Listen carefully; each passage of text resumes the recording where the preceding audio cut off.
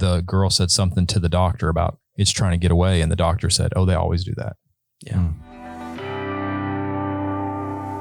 Welcome back to the Authentic Christian Podcast. I'm Aaron. This is Tucker. This is Scott. And today we're talking about abortion. Thanks for tuning in. So we're talking about abortion in this episode. We're going to talk about what it is. What are some of the, I guess, a lot of the terminology used around it, because this is an issue that, according to the Bible, is really clear. But like a lot of things, humans sometimes mess it up by using different definitions and conflating words and changing, the definition of what they'd use and you'd use so that you can't have a conversation about the same thing. So we're going to try to talk about a little bit about that. But as far as, let's define our terms. What's abortion? Let's see, the Webster definition: the termination of a pregnancy after, accompanied by, resulting in, or closely followed by the death of the embryo or fetus. So basically the termination of a pregnancy, how? By killing an embryo or a fetus. Right. That would be like Webster's, definition. Mm-hmm. I want to read you though some others, right? This is Medline Plus. Okay. It's like a medical. Mm-hmm. This is what it says. An abortion is a procedure to end a pregnancy, which is correct. Then it says it uses medicine or surgery to remove the embryo or fetus and placenta from the uterus. The procedure is done by a licensed healthcare professional. So this one's a little bit, basically they say to end a pregnancy, remove the embryo or fetus or placenta, but they don't really talk much about how, like the fact that it has to end. And look, if someone's watching this, we know that there's a lot of people that maybe will see this who've had an abortion. The Bible teaches an abortion is sinful. It's taking innocent life that's not ours to take, but the Bible says you can be forgiven of it. All right. So if you've had an abortion, but you've been forgiven, we're not trying to bring up some sort of thing that you'd rather forget. We're not trying to do that. We're not trying to cause any harm. We're just saying that it's something that we have to talk about, especially in our culture, because a lot of people are trying to get you and everyone, especially Christians, right? If you're a non-Christian, you don't really have a moral, guideline. Of course, I would say have a conscience, but for those who are Christians, the world is trying to indoctrinate Christians to think it's not that big of a deal. That's right. The Bible teaches there's only one who has the power to give life and to take it. Mm-hmm. And that being said, we do know that others, such as even David, took life. Mm-hmm. He didn't have the right to take, mm-hmm. but we know that he was forgiven. We get over him into the New Testament. We read about David and some others in Hebrews 11. So, mm-hmm. It is a serious thing. Yeah. It's extremely serious, but yeah, if you know that, you understand that, you're willing to change your ideas about it, mm-hmm. you're willing to repent about it, mm-hmm. and of course, that would probably mean, standing up against it. Mm-hmm. Sure, that would mean that. Yeah. Then God will forgive you if you go about trying to do what God tells you to do. Mm-hmm. So.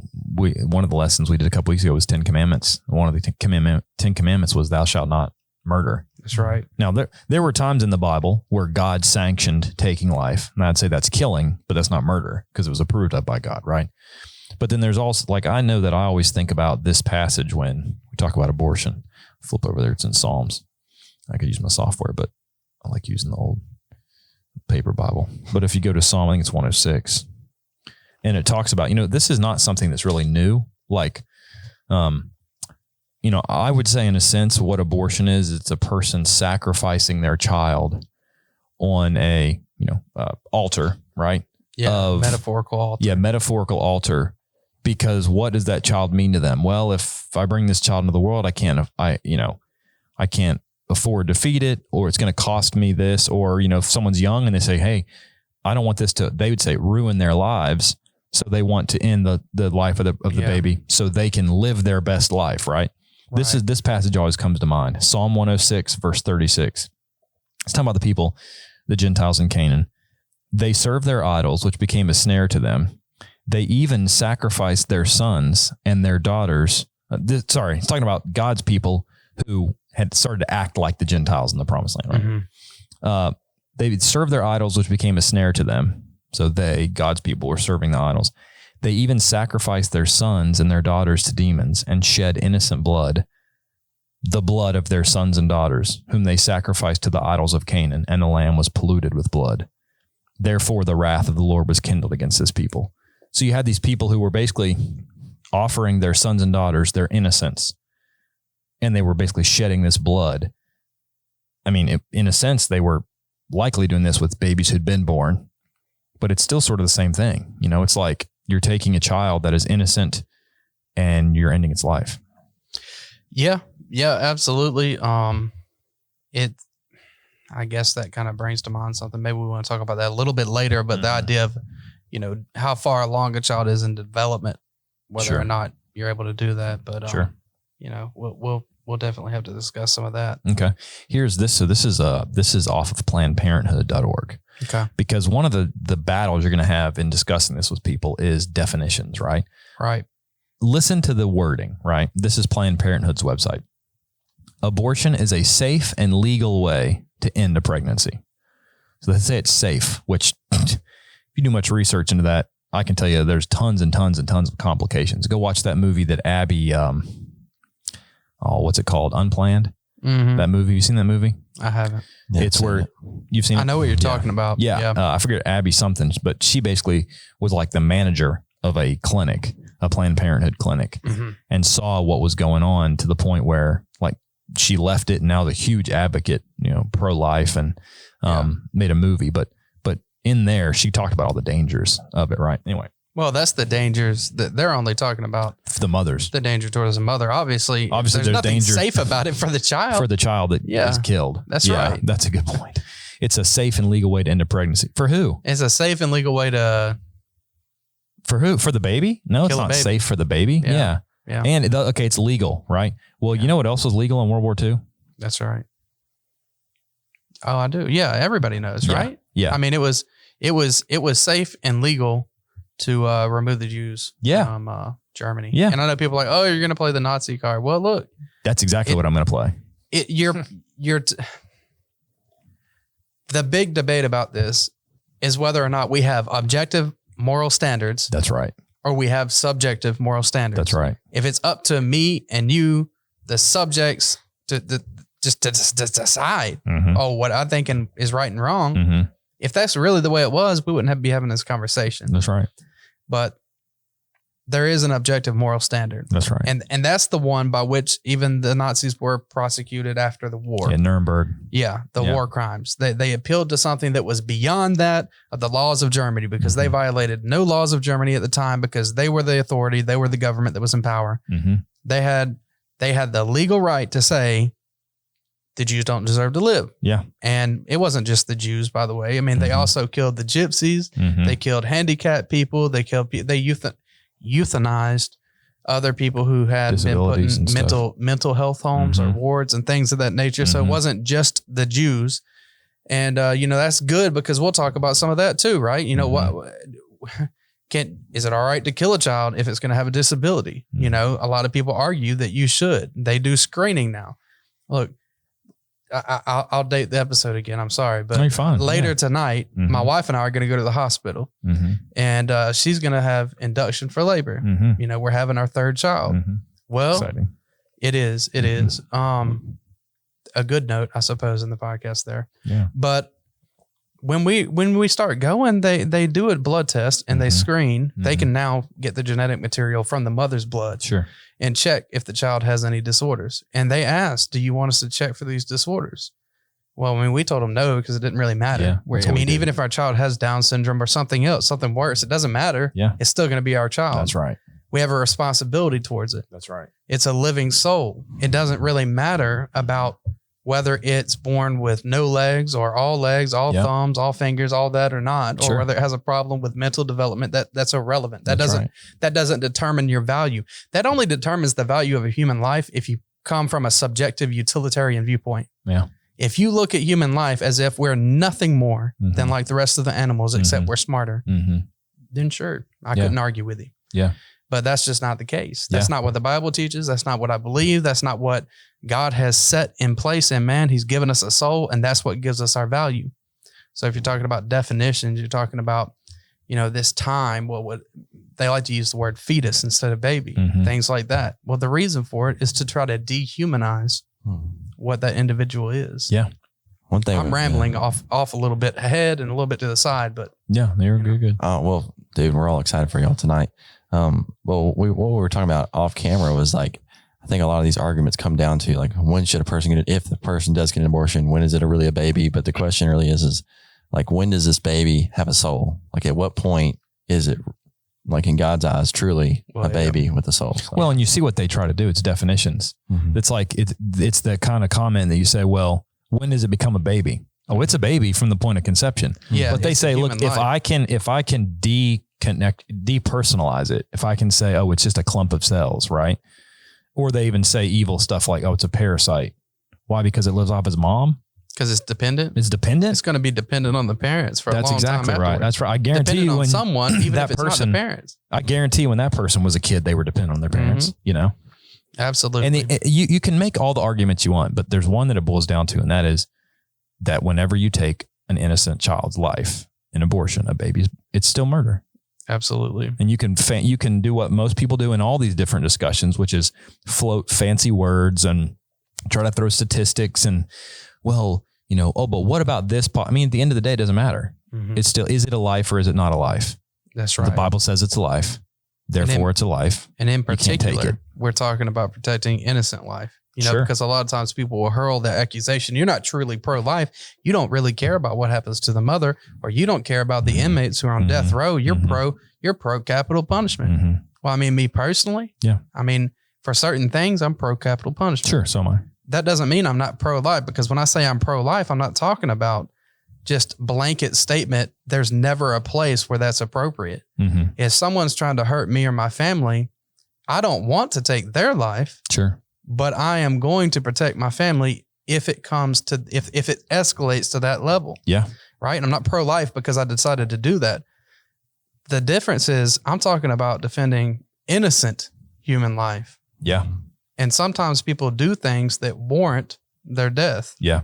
It's not that I desire it or I'm happy about it, but that's just the case. So if you want to get into that argument, look, pro-life, what it means when I'm saying it, I am for the protection of innocent human life. Sure. Right? Sure. Yeah. So definitions. You mentioned conception.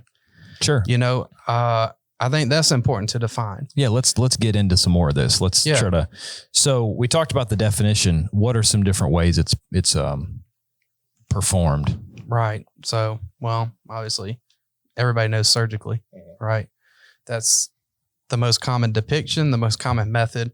And it's most commonly done for the scenario that you brought up earlier for convenience sake. There are some other reasons people choose to do it, but that's the biggest one. Secondarily, hormonally, everybody has pretty much heard of the morning after pill, right? The Plan B pill, sometimes it's called, things of that nature. You know, I did a paper about hormonal birth control, hormonal abortion during my time at school. It was for ethics class. Okay. I wrote about the ethics of it. And what I found from testimony that was given to the government before, I believe, you know, like you have Congress, subcommittees, all that stuff. Sure. Doctors testifying that things have begun to change. And one of the things that have begun to change was the definition of conception. You see, the last 50 or 60 years, that has shifted in some areas of medicine to where conception is no longer when an egg becomes fertilized. Now conception is when an egg attaches to the mother. Okay. So previously, just to, I guess, recap, you know, sperm, egg, fertilization, that's when it is conceived. That's life. That's when life begins. That's when life is. Human life. Conception occurs. Right. That's a unique individual. Yes. Right there. Yeah. All the information, and it's beginning the process of development. But then what you're saying is the doctors started changing the definition of conception to say, yes, we're no longer going to say egg and sperm and fertilization, but we're now going to change that wording to say, well, it's only after it's been implants on the mother. That's right. So conception occurs according to what I would define conception. The traditional definition of conception when the egg is fertilized. Well, it takes a couple of days for that to travel down the tubes. We're not going to get too much into anatomy. And implant into the mother. Well, they can now easily say the companies that sell these pharmaceuticals, it prevents conception. It doesn't cause an abortion. It prevents their definition of conception. So as a failover method, the primary method is to prevent fertilization, but they all contain, as a backup method, the hormone that causes they all contain a hostile environment. Here, let's slow hormonal down. birth controls. You say birth controls. I have been unable to find a hormonal birth control for women that does not have as a side effect creating a hostile environment for the egg to attach. Okay. So the primary method is to try to prevent fertilization, but secondarily, they also make it difficult for the egg to attach in the event that sometimes it does. And sometimes that they fail because some women still end up pregnant anyway. Yeah, with birth. Yeah. So the question is, out of those who successfully prevent the egg from being fertilized at all, and those who fail completely and they end up with a pregnancy that does attach according to the medical definition, how many of those get in between?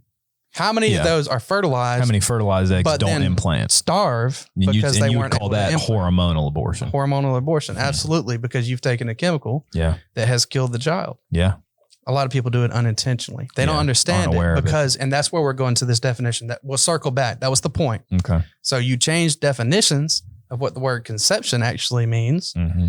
And now you can honestly say with a straight face, if that's the definition you've been taught and believe, no, this prevents conception. It won't cause an abortion. Yeah, because they're using a different definition for conception. Absolutely. So our definition, it would still have been conceived, but they can say honestly in their mind that it didn't conceive. That's right. Because it didn't implant, which is their definition. Right. So, the Plan B pill, the morning after pill, they're just mega doses of the normal birth control pills. They're not anything special. And so if you want to know what they do and how they work, they prevent implantation. That's just the point, So anyway, conception. Okay. So surgically, hormonal, and what your paper will be in the link we tree. can make it available in the link tree. And I listed trauma. Yeah. Let's move quick because we got 11 minutes. Yeah, and that's just as simple as it says. Some women have done things. They're too ashamed to go to the clinic, so they'll throw themselves downstairs. Yeah. That's that cause really trauma. Generic. Right. Something to cause trauma to the baby. Binge drink. Sure. I've known people that have done that, unfortunately. Sure. Hey guys, thanks for listening to the show today. We'd like to mention you can download these episodes. They are sponsored by the Gospel Broadcasting Network. We have an app available. You can check that out and get answers to life's biggest questions.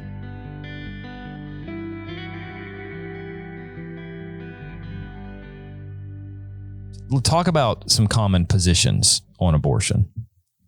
So partial birth abortion, that would be one, right? Okay. Everybody's pretty much familiar with that. That's largely banned in most places, although some are moving away from that. One of the governors recently of Virginia, he was quoted a while back, maybe last year, for saying, well, we can deliver a baby, make it comfortable, and then decide, So they're even past that point now. They're just like, we'll decide after it comes out sometimes. Yeah, that's crazy. Some people oppose third trimester abortion. Okay. But they're okay with it before that. Okay.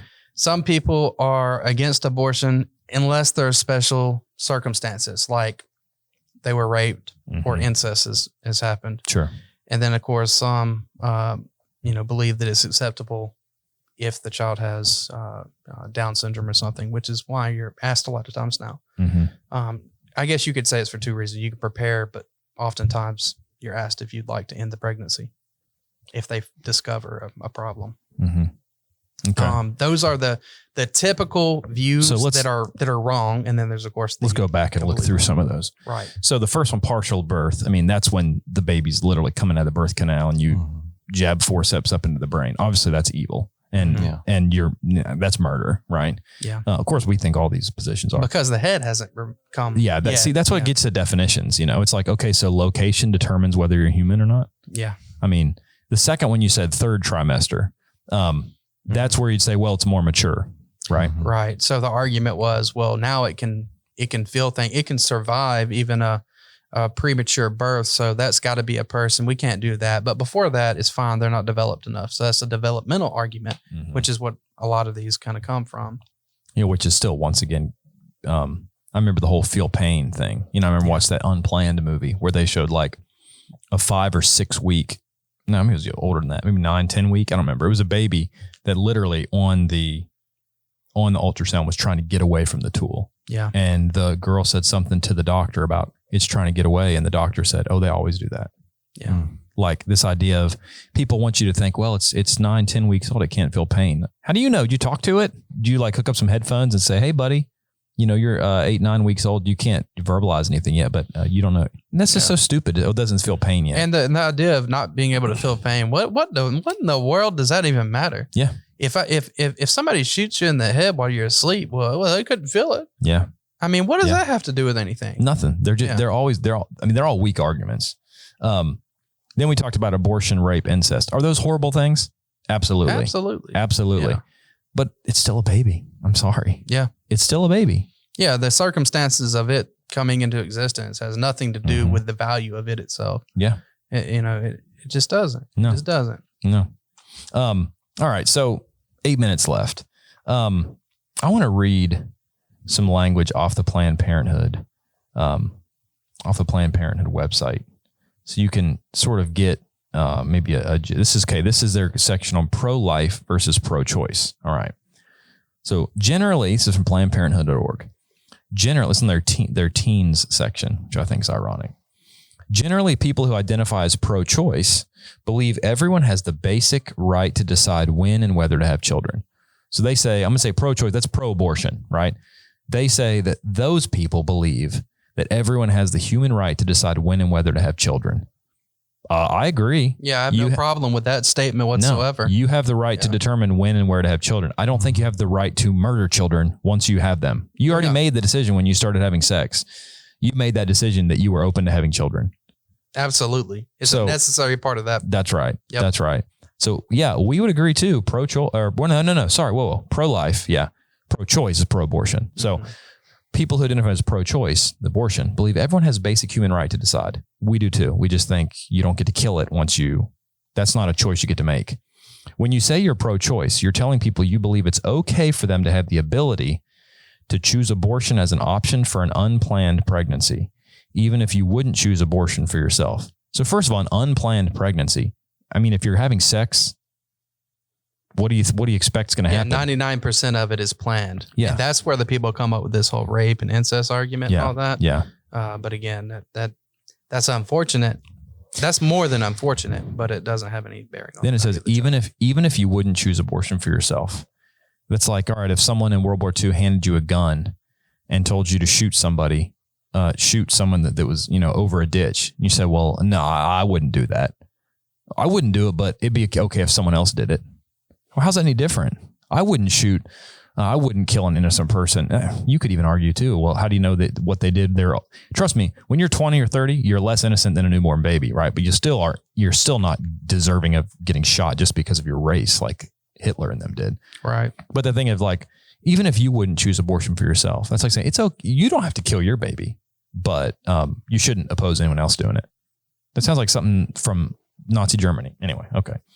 People who oppose abortion often call themselves pro-life. However, the only life many of them are concerned with is the life of a fertilized egg, embryo, or fetus. That's a little assumptory. Is that a word? Making it assumptory? Assumptive. Assumptive? I don't know. Presumptive? Assumptory. Sounds fancy. Anyway, I've never met anyone who's pro-life that says, oh, I'm only concerned about a egg, embryo, or fetus, but I don't care about any other life. It's a stupid argument. Anyway, they're much less concerned about the life of women who have unintended pregnancies or the welfare of children after they're born. Of course, I care about all life, especially a mother who's pregnant and children after they're born. I have one. I care about it. Evelyn, and I care about her. I don't know why I care about it. In fact, many people who call themselves pro-life support capital punishment, aka the death penalty, and oppose child welfare legislation. First of all, what does the Bible say about the death penalty? Romans 13 says the government, what? The government has the right to bear the sword, right? The government has the right to bear the sword, right? Based off of laws that they enact. I've never advocated for it to be okay. It's wrong for you to kill your children, but I can go kill someone else's. I've never said that I can just take matters into my own hands. Mm-hmm. I mean, all these they're really just like, it's really what it is it's worded in a way to bias you against pro-life, right? Yeah. And to then throw out these really like weak straw man arguments to try to make a teenager, it's on their teen section, think like, wow, that's a good argument. I don't know how to answer that. You know what I mean? Yeah. Yeah. They just want to color people like us as hypocrites. That's right. Whatever way they can. That's right. You know, we're arguing about protecting innocent life, and they're saying, "Oh, you don't want to protect the guy on death row that, you know, murdered 6 people and enslaved 3 women or something like that." It's like, so you're not pro-life. What do you? Yeah. Anyway, you mean the guy that killed 6 people on death row? Yeah. To the people that, and like to the women that have gone through like horrible things, and maybe you did come up pregnant, and maybe you're not ready. I mean, one of the great things is that there's so many parents out there and people that do want babies. And even though you might not want to go through the pregnancy, at least there is another option from killing, you know, it is killing the baby, but you can choose to give it life. Because maybe you're in a circumstance where you maybe not can financially take care of the baby. But there are Christian families and so many different families that would love to have a baby, that maybe they can't have a baby and they need one. So absolutely. I know it might not be what you would, you know, see for your life to maybe go through the 9 months, but you'd be saving this kid's life, your baby's life, and giving it to, you know, another family that would raise it and love it. And yeah, we work with people that run children's homes. I know multiple people that are foster parents, that have adopted, that have taken in children permanently, you know. We've discussed it in our household. There are many people. There are people I know that have waited months and months and months to try to adopt a child. Oh yeah, I know people waited years. Yeah, and they're not being like picky, like oh, they're waiting for the perfect one that fits all the right categories. They're just trying to give a child an opportunity that otherwise was going to be denied it or even denied life. Yeah, there's a lot of people that's out there is going to do that. So you do have a choice to deliver that child and to bring it into a situation where it can be loved and taken care of. Yeah. Absolutely. Even if you're not in a position to do it yet. And, you know, it's just murder. Murder is not, it's not a legitimate choice. No, it's never okay. Look, I'll say it at the beginning, I'll say it again. I understand there's people that went through this and you can be forgiven. Absolutely. You can be forgiven. Just like I talked to this woman during the pandemic who saw a video and reached out and we started talking, and she was a murderer. Like I literally said, you've never murdered anybody for their faith, right? And she said, well, not for their faith. And I kind of paused. So what do you mean? She's like, well, I'm a convicted murderer. So we talked about it, right? But just like you can be forgiven, you can be forgiven of that. There's no sin that you've committed that if you won't repent of, that you can't be forgiven, right? So you can be forgiven of it. But at the end of the day, we still, as Christians, have to stand united and firm and solid, and don't let anybody sway you to somehow try to convince you with, you know, lofty words and different definitions to convince you that abortion is not murder. Listen to this. I'm at the bottom of the Planned Parenthood website. Anti-abortion people tend to, right, disagree with most medical authorities about the definition of pregnancy. They mistakenly believe that pregnancy begins with the fertilization of the egg. Most authorities believe that pregnancy begins when the implantation of the fertilized egg into the lining of the uterus is complete. It's no secret. No. So they literally on their website say, well, anti-abortion people are going to say when the egg and the sperm, the egg is fertilized. Right. That's not really when life begins. And they must argue that because they fought court battles with companies such as Hobby Lobby several years ago, who didn't want to provide Plan B pills and things for this kind of reason. And I think you go back to Jeremiah 1:5, just one of them talking about Jeremiah. Before I formed you in the womb, I knew you. You were born and I consecrated you. So there's lots of other verses we could go over, but we're over time. Thanks for watching. Check out the Linktree page for all the different resources we have for you to go and study and watch more and more. And remember, if you've had an abortion, you can be forgiven. If you need help figuring out how to do that, please reach out to us. We love all of you. Thanks for watching. We'll see you next time.